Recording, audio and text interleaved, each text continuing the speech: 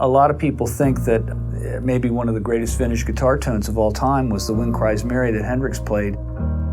I don't think that guitar was more than a year old. I don't think the amp was more than a year old. Those were brand new instruments and they were making those tones. So I don't think it's got anything to do with being old. I think it's got a lot more to do with knowing what you're doing and putting the right pieces of the puzzle together so that you can get a guitar to sound like this.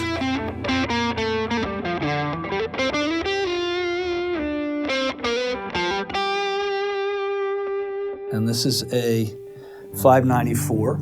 The scale length is 24.594, which is 24 and 19/30 seconds. I like to measure scale lengths, and it's one of my favorites. What drove us to do a vintage-inspired instrument now? There's a couple things driving the bus. One, PRS Guitars isn't just in competition with all the other guitar manufacturers. There's millions of vintage guitars out there, and somebody can use their money to buy a vintage guitar or a new guitar. And one of the things that I wanted was to have an instrument that served the musician as well or better than the vintage instruments they had.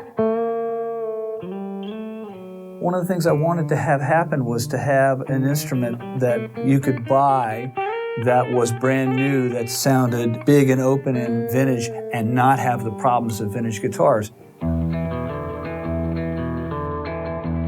Part of the 594 for us is saying this is the core of these vintage instruments done with modern techniques. One of my favorite sayings is the physics on my bench isn't any different than the physics on Dummel's bench or in Fullerton, California, or wherever these magic old guitars were made. And I always thought that was a great comment. We have the same ability to dry the woods, getting all the resins crystallized. We're still making sure that things are really hard in the finish and really thin. The second thing is that people are starting to use the guitar as a synthesizer controller for their pedal board. And I wanted a new guitar that somebody would want to plug straight in and it sound big and open and vintage and modern at the same time. I was at a music store in Chicago and we were doing a clinic and I was talking about 57s this and 59s that, and I was talking about different models of vintage guitars and what my experiences were with this, that, and the other. And this guy stands up in the middle of the crowd and he raises his hand and he goes, Paul, we've never played a 57. We've never played a 59. We've never played a 61. All we've played are reissues. We don't know what you're talking about.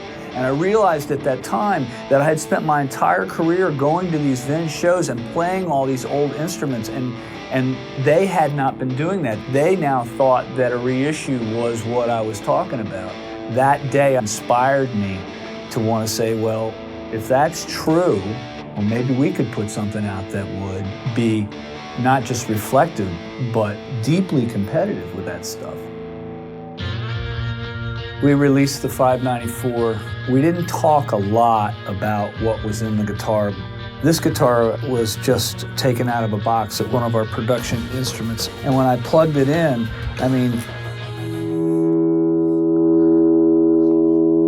it just kept going and going and going and going and going and going. Why has the market accepted 594s so well? And I just wanted to go over each piece of the guitar really quickly. The first thing is that anything that the guitar string touches is God. And magic for the player is paying attention to a huge amount of detail. So I'll give you an example. If you got everything right, but the nut's not right, you got a problem. You got everything right, but one of the pickups is not right, you got a problem. You got everything right, but the guitar doesn't stay in tune, you got a problem. If everything's right, but it doesn't play in tune when it's in tune, you got a problem.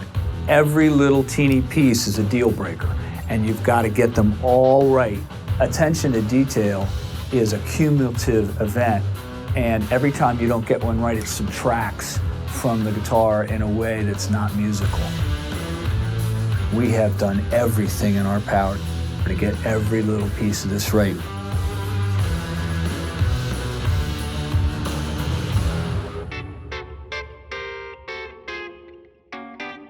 It turns out that the tuning pegs do have a big impact on the way the guitar sounds, and we made some very special tweaks on these things so that the guitar could freely ring.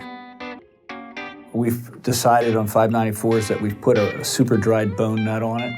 We were able to change the scaling to 24.594 and get the frets and the nut exactly in the right place so the thing plays beautifully in tune. There was a comment that John Mayer made about the instrument, how beautifully the instrument played in tune and stayed in tune. We put an asymmetrical neck shape on the guitar where it dove off a little more in this area and then dove off a little more in this area. So as you go up, the diving off moves around the back of the neck. We've stayed with the really thin base coat finish and really thin top coat finish. We put very special pickups in it. There's about 15 different variables in pickups. It's not just the DC resistance.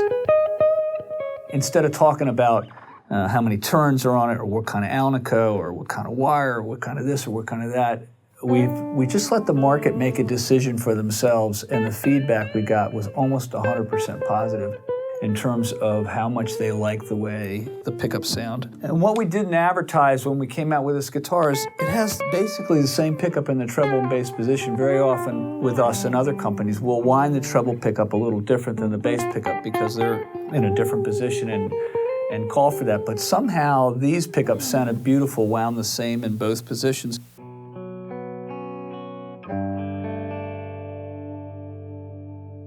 Bass pickup.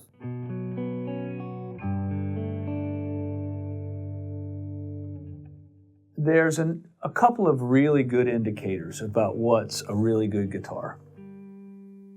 One of them is, do you like it? One of them is, just generally, do you experience the instrument well? Is it taking energy away from you? Is it giving back?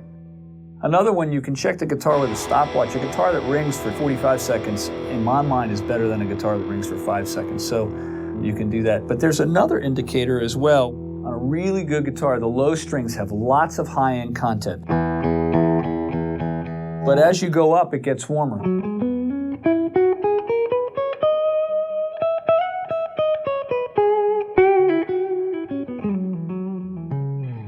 Treble pickup.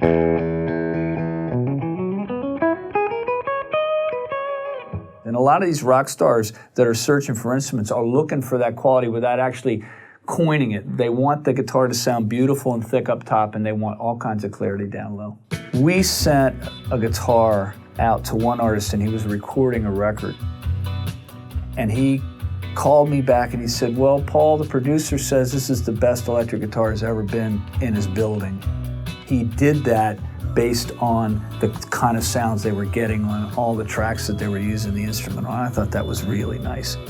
That's about as high a compliment you can get, because that it's working for them and they're using it in the set, that says something to me.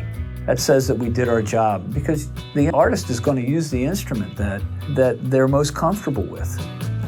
My experience that most of the time, artists are using what they love, not what they're paid to use.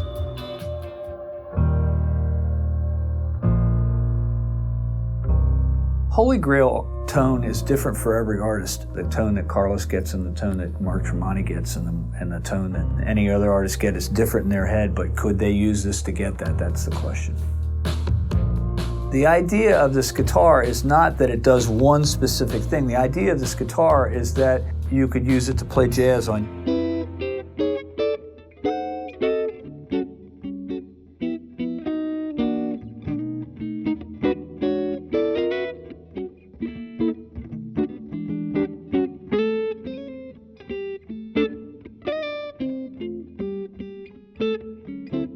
And you could use it to play blues on.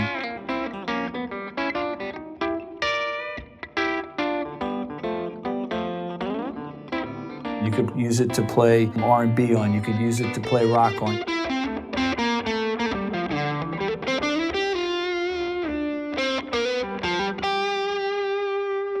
You could use it to play all these different styles, and it's just an instrument to get the artist what they hear in their head. I like tools that'll do a lot of different jobs. If it was only a funk guitar and that's all it did well, in my mind, okay, that's fine, but I'm trying to build an instrument that is a tool that anybody could find a use for in a good way. It's one of those guitars you can pick up and use. It should drive a pedal board well, it should drive an amp well, it should record well, it should stay in tune, it should play in tune. All the things that you would want from a guitar.